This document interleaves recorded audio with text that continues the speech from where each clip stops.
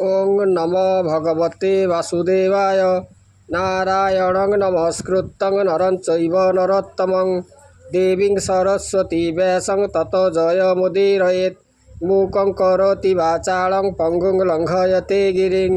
यत्कृपातमहं वन्दे परमानन्दमाधवं। निगमकल्पतरुर्गलितं फलं सुखमुखदमृतद्रवसंयुतं पिबत भागवतं रसमालयं मुहुरहु रसिका भुवि भावुकाः। आज आम अति बड़ी जगन्नाथ दासकृत ओडिया भागवत सप्तम स्कंद पंचदश अध्याय आज आम आरंभ करवा। नारद से वर्णाश्रम धर्म संपर्क में व्याख्या करी कहले जे गृहस्थर पितृश्राद्ध काल में ज्ञानी पुरुषर उपस्थिति हेले तांको हव्य कव्य दान कर, ज्ञानीर अभाव स्वधर्म आचरण कर विप्र को पूजा कर, आमिष वर्जन करी यथा संस्कार विष्णु को अन्न निवेदन करी श्रद्धारे सत्पात्र ताकू देले से श्राद्ध कामधेनु प्राय फल प्राप्ति हुए। जो धर्म द्वारा आत्मार शांति हुए ताहा आचरण कर, विप्र सर्वदा असंतुष्ट हेले तार तप विद्या एवं जश नष्ट हुए। नारद कहले जे पंडित होई जे सर्वदा असंतुष्ट तार अधपतन स्वाभाविक। कामनार विनाशरे क्रोध एवं अर्थ वर्जन फल लोभर क्षय घटे। तत्वज्ञान द्वारा भय अपहृत हुए। कृष्ण ध्यान द्वारा लोक शोक मोह को अतिक्रम करे। महत सेवा द्वारा दंभर विनाश हुए एवं भगवत परायण व्यक्ति सदा संतुष्ट एवं ईश्वर सह से समान। तेणु व्यवसाय जेते अर्थ खटाए ताहा जोग पाए अनुपयुक्त। जे चित्त को जय करी गृहाशक्ति त्याग करी निसंगरे विहार करे ता पक्षरे जोग साधन अनुकूल होता है। नारद कहले जे ब्रह्मचारी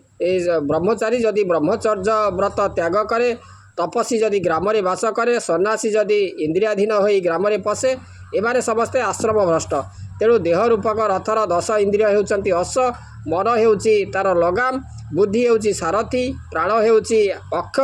धर्म एवं अधर्म हेउची 2 चक, जीवात्मा हेउची रथ एवं रथी आलस्य परायण हेले संसार रूपक कूप अंधकार मृत्युर से सम्मुखीन हुए। माने जदि जीवात्मा हेउची रथी जदि आलस्य परायण हेले संसार रूपक कूप अंधकार से मृत्युर सम्मुखीन हुए। तापर जीवन प्रवृत्ति एवं निवृत्ति मार्गर कर्म संपर्क में बुझाई। नारद उवाच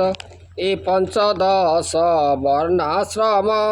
सार संग्रहे जेवा धर्म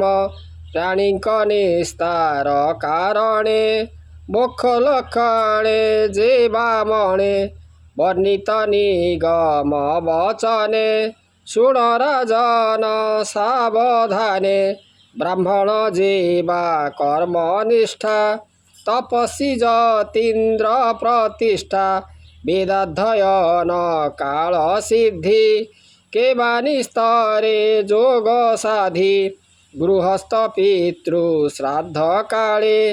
ज्ञानी पुरुष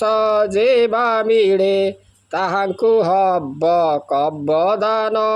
कले अनेक हुए पुण्य ज्ञान अभ्यासे जेवा कर्मे जे प्राणी रहे निज धर्मे ताहांकु यथा भावे देई तेबे उचित फल पाई श्राद्धे देवता अर्थे दुई से भावे विश्व देवा होई 3टी पितृस्थाने वरी अभावे एक एक करी उत्तम द्रव्य भुंजाइब श्राद्धे विस्तार न करिब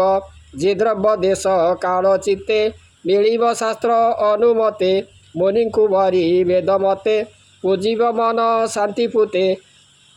प्राणी तरंती विष्णु भावे निरामिषादि द्रव्य जेते श्राद्ध जुकते पात्रे देई से श्राद्ध काम धेनु होई भुंजंती अक्षय कल्याण ए वाक्य निगम प्रमाण वेद ब्राह्मण पितृमते आत्मा सो जन जन जेते यहाँ विष्णु रूपे मणि संतोषे देव अन्न पाणी जाचित धर्म उपदेशे श्राद्ध से न करी आमिषे जे धर्म बले निरामिषे ताहा न लभी पशु हिंसे स्वधर्मे इच्छा जार थिब केबे हे पशु न हिंसिब पन कर्तव्य ए वचने न करी पशु को हिंसने यज्ञर फल जे जालन्ती निश्चले कर्म आचरन्ती आत्मा संजमे अग्नि जाड़ी इंद्रिय अर्थे घृत ढाड़ी ए ज्ञान यज्ञ दृढ़ करी विष्णु मायारू जाती तरी जे द्रव्यमय यज्ञ करे ताहांकु देखी साधु डरे यार देहे ज्ञान नाही आम्भ जीवन रखे काहि ए घेनी दया जार चित्ते यज्ञ करिब अनुमते जे धर्म पर धर्म बळे अभ्यास उपदेश चले अधर्म पंच शिक्षा यही धर्मज्ञ होई न करई जे धर्मे सो धर्म रे बाधा से धर्मे न करिब श्रद्धा जे धर्म पर वाक्य करी से धर्मे केबे हे न डरी पाषाण्ड धर्म उपधर्म दम्भ वचन आदि कर्म स्वधर्मे आत्मा शान्ति करी जे जहाँ निर तेसु मरी निष्काम प्राणी जेबे होई धर्मार्थे जीवन बञ्चई चेष्टा न करे बहु धने सन्तोष अल्प भोजने सहई अजगर जेन्हे आहार न बाँछई मने सन्तोषे आत्मा राम स्मरे अन्ते पसन्ती सुख घरे जे धन लोभे असन्तोष भवे भ्रमई सर्वदिश तहिरे कष्ट सार हुए सर्वे सन्तोष सुखमय चर्म पादुका जा चरणे से जेबे कण्टक पाषाणे भ्रमी न लभे किछि दुःख रात्र दिवसे लभे सुख जे जन सर्वदिग जीडी सन्तोषे भुञ्जई धरणी से प्राणी इह परलोके सन्तोषे फल भुञ्जे एके पंडित जन होई जेबे निरते असन्तोष भवे अधोग मन ताहांकर सुणसु मने नृपवर कामकु जिणे असंकल्पे प्राणनाशई जार दर्पे कामकु क्रोध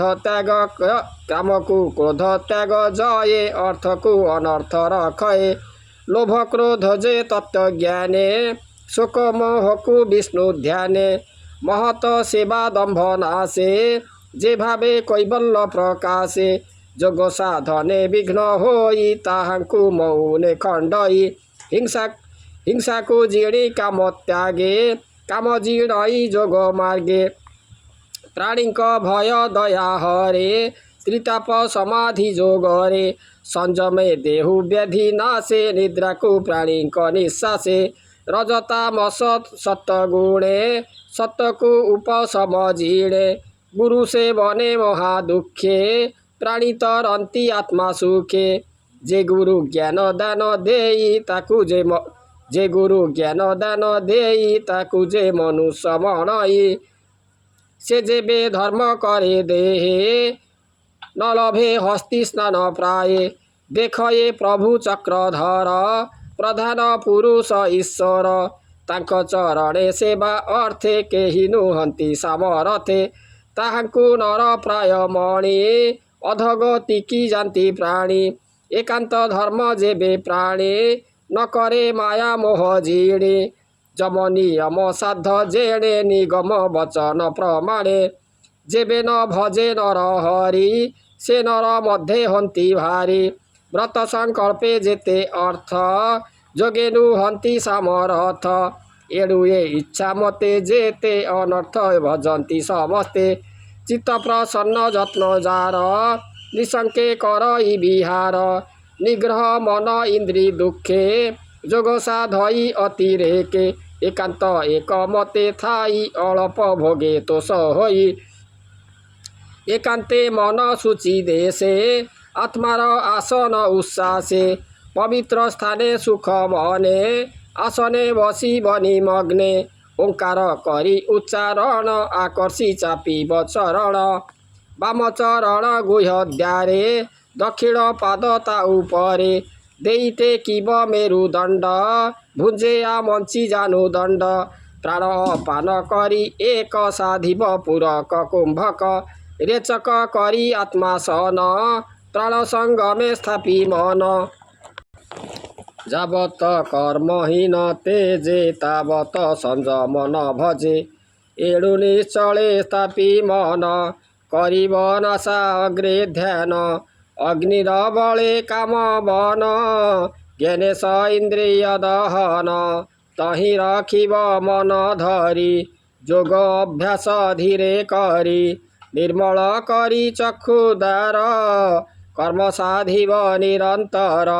अभ्यास बड़े जिणी मन अल्प अल्प साधन एमंत साधि निरंतर सुखे मिलिब मोक्षदार निर्धूम अग्नि प्राय होई सूक्ष्म स्वरूपे प्रकाशई जे चित्ते सर्ववृत्ति तेजे कामादि रिपुको न भजे से चित्ते मिसे ब्रह्म सुखे केबे हे न पड़ई दुखे केबे हे माया न कल्पई अंतरे रहे सूक्ष्म होई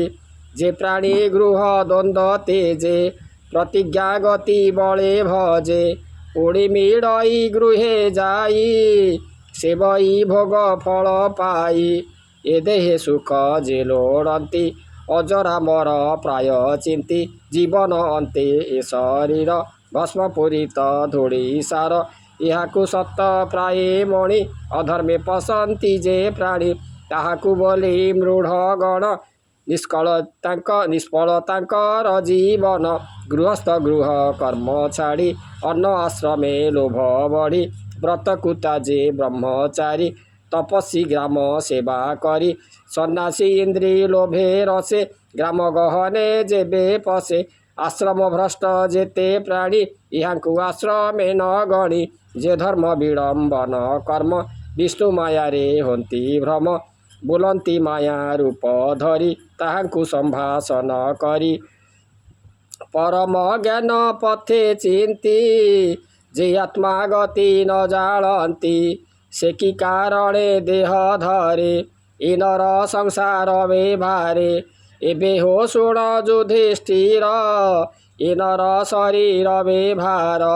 देह बढ़िला जेबा अर्थे केबे हे न भजन्ति चित्ते